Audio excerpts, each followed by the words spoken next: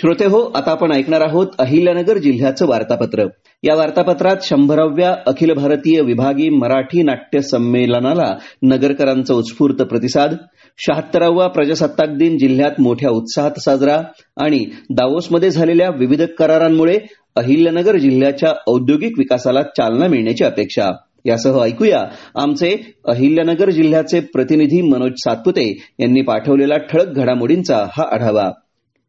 नगरच्या सांस्कृतिक वैभवात भर घालणारं 100वे अखिल भारतीय विभागीय मराठी नाट्य संमेलन नुकतंच अत्यंत उत्साहात पार पडलं. संमेलनाचं उद्घाटन राज्याचे उद्योगमंत्री आणि अखिल भारतीय मराठी नाट्य परिषदेचे विश्वस्त उदय सामंत यांच्या हस्ते झाला. दिवंगत सदाशिव अमरापूरकर नाट्यनगरी इथं हा शानदार सोहळा झाला. महाराष्ट्राची लोककला सर्वदूर पोहोचवण्यासाठी राज्यातील गड किल्ल्यांवर छत्रपती शिवाजी महाराजांची शौर्यगाथा लोककलांच्या माध्यमातून सादर करण्याबाबत लवकरच प्रयत्न करण्यात येईल असं सामंत यावेळी म्हणाले. या कार्यक्रमाला आमदार संग्राम जगताप, अखिल भारतीय मराठी नाट्य परिषदेचे विश्वस्त मोहन जोशी, सुप्रसिद्ध अभिनेते मकरंद अनासपुरे, 99व्या अखिल भारतीय मराठी नाट्य संमेलनाचे अध्यक्ष प्रेमानंद गज्वी आणि नाट्य परिषदेचे पदाधिकारी उपस्थित होते. विधान परिषदेचे सभापती प्राध्यापक राम शिंदे यांच्या उपस्थितीत संमेलनाचा समारोप झाला. शहरात सांस्कृतिक संकुल उभारण्यासाठी सकारात्मक भूमिका घेण्याचं आश्वासन राम शिंदे यांनी दिलं. 2 दिवसांच्या या संमेलनात नाट्यदिंडी, नाटकं, सांस्कृतिक कार्यक्रम सादर झाले. या संमेलनात नगरकरांनी अत्यंत उत्साहानं सहभागी होत उत्स्फूर्त प्रतिसाद दिला. भारतीय जनता पक्षाचं महाविजय अधिवेशन गेल्या महिन्यात शिर्डीमध्ये झालं. केंद्रीय गृहमंत्री अमित शहा यांनी यावेळी कार्यकर्त्यांना मार्गदर्शन केलं. भारतीय जनता पार्टीला मिळालेल्या विजयामध्ये राज्यातील जनतेचा आणि प्रामुख्यानं लाडक्या बहिणींचा मोठा वाटा आहे. आता यावर्षी दिल्लीच्या विजयानं भाजपच्या विजयाची सुरुवात होणार आहे असं सांगत राज्यातील स्थानिक स्वराज्य संस्थांच्या निवडणुकांच्या प्रचाराचा शंख त्यांनी फुंकला. आपल्या भाषणात त्यांनी राष्ट्रवादी काँग्रेस शरदचंद्र पवार पक्षाचे अध्यक्ष शरद पवार यांच्यावर तसेच शिवसेना उद्धव बाळासाहेब ठाकरे पक्षाचे अध्यक्ष उद्धव ठाकरे यांच्यावर देखील टीका केली.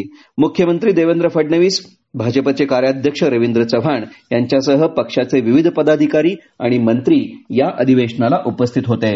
विधानसभा निवडणुकीत दिलेलं प्रत्येक आश्वासन आपण पूर्ण करणार असल्याचं मुख्यमंत्री देवेंद्र फडणवीस यांनी यावेळी सांगितलं.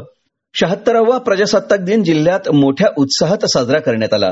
मुख्य ध्वजारोहण समारंभ नगरमधील पोलीस कवायत मैदानात जिल्ह्याचे पालकमंत्री राधाकृष्ण विखे पाटील यांच्या उपस्थितीत पार पडला. जिल्ह्याच्या सर्वांगीण विकासातून राज्यातील अग्रगण्य जिल्हा म्हणून अहिल्यानगरची ओळख निर्माण करू असा विश्वास विखे पाटील यांनी यावेळी व्यक्त केला. वीरपत्नी कौशल्याबाई कर्डिले तसंच राष्ट्रपती पोलीस पदक जाहीर झालेले पोलीस उपनिरीक्षक राजेंद्र देवमन यांचा यावेळी सत्कार करण्यात आला. शहरातील सर्व शाळा महाविद्यालयात देखील प्रजासत्ताक दिन उत्साहात साजरा करण्यात आला. मुख्यमंत्री देवेंद्र फडणवीस यांच्या नेतृत्वाखाली दावोसमध्ये झालेल्या विविध करारांच्या माध्यमातून अहिल्यानगर जिल्ह्याच्या औद्योगिक विकासात भर पडणार असून जिल्ह्यातील युवकांना रोजगार उपलब्ध होणार आहे. या सामंजस्य करारानुसार इंटिग्रेटेड अॅल्युमिनियम फाउंड्री असलेली Toral India private limited company Supa इथं 12 लाख चौरस फूट जागेत विस्तार करणार आहे.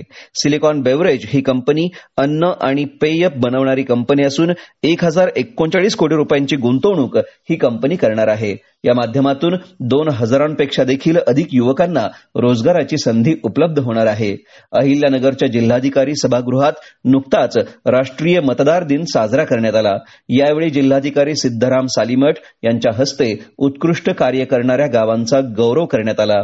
अहिल्यानगर जवळच्या केके रेंजच्या माळरानावर लष्करातर्फे युद्धाची प्रात्यक्षिकं दाखवण्यात आली.